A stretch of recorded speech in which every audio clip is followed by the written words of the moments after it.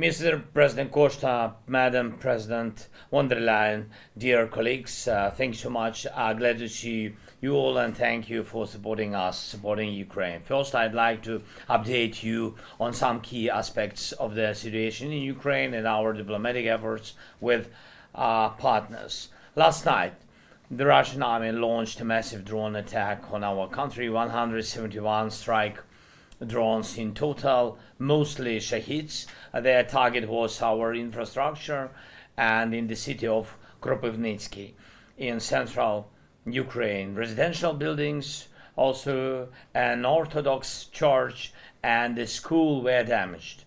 Among them wounded are 4 children. Everyone is receiving medical help. So yesterday evening, another Russian strike hit our energy infrastructure. We in Ukraine face this every day and night, you know it. And despite Putin's words about allegedly being ready to stop the attacks, nothing has changed. And I want to thank our soldiers, rescuers, doctors, and nurses, everyone who protects against Russian strikes and saves lives. Their work brings results every single day, and that matters. So it's crucial that your support for Ukraine does not decrease, but instead continues and grows. And this is especially true for air defense, military aid, and our overall resilience. We need funds for artillery shells and would really appreciate Europe's support with at least 5 billion euros as soon as possible. Investments in weapons production are needed both in Ukraine and in your countries.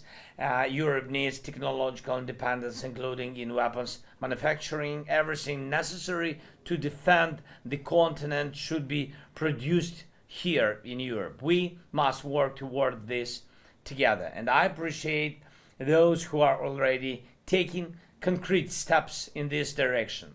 It would be right for the Rearm Europe program to start operating as soon as possible. It's a very useful and forward-thinking initiative. Please continue to develop your industries and research. Ukraine has effective and modern tech, you know it, especially in drones and electronic warfare, which can benefit all of Europe and our global partners. And right now, this weaponry is about our defense, but its further development, constant upgrades, and increased efficiency, along with your investments in our production and co-production, are key to Europe's new security foundation. Also, please do not ease pressure on Russia over the war. Sanctions are very, very necessary. Sanctions must remain in place until Russia starts withdrawing from our land and fully compensates for the damage caused by its aggression. I urge you to keep fighting against sanctions, evasion schemes, and Russia's attempts to finance its war effort. Ongoing diplomatic efforts do not mean Russia should face less pressure. That's crucial to reducing the chances of Russian hawks. And we all know how easily Moscow disregards its promises. One moment they give their word, and a few hours later it means absolutely nothing. That's why we must keep pushing Russia toward peace together with you, of course, with the United States and with our partners. We can do this. Yesterday, I had a productive conversation with President Trump. From the very, very beginning, Ukraine has been advocating for what we are discussing now, an end to attack on energy and infrastructure and ceasefire at sea, and we continue to support these efforts. Our teams will also work towards achieving an unconditional full ceasefire on land.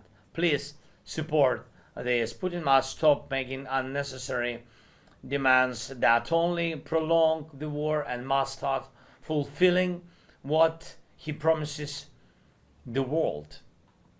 By now, there could have been over a week without killings, without strikes, without fire, if Putin were not the only one keeping this war going. The proposals made in Jeddah on March 11 are still on the table. We need to keep pressuring Russia to make them a reality. And one more thing, it's unfortunate to say this, but some pressure is also needed within Europe itself to ensure that anything promised actually happens. And I'm talking about Ukraine's EU accession talks and resolving some fundamental issues for European unity.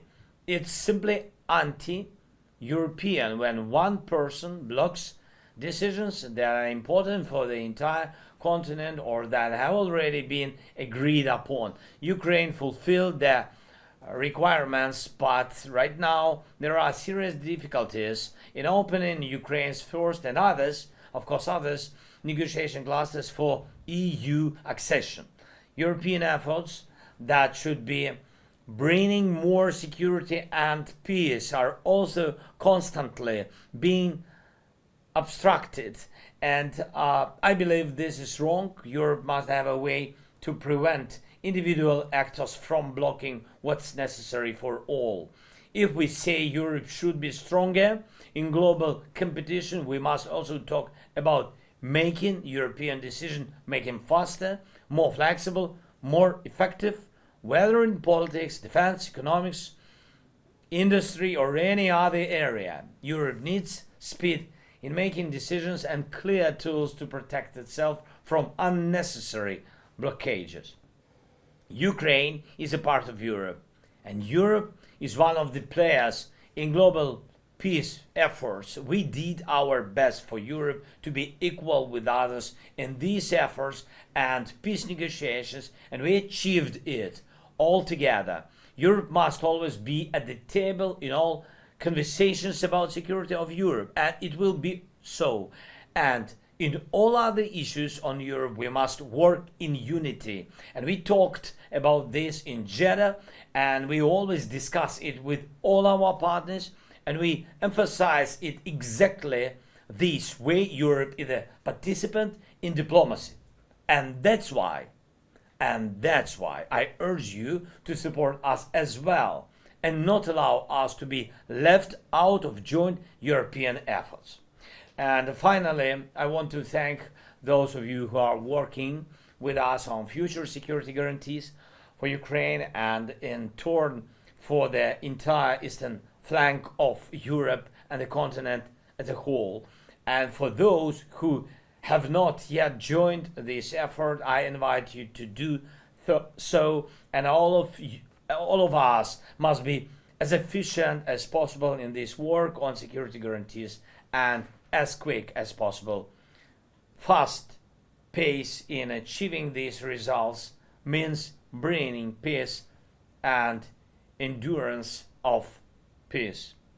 Thanks. Slava Ukraini.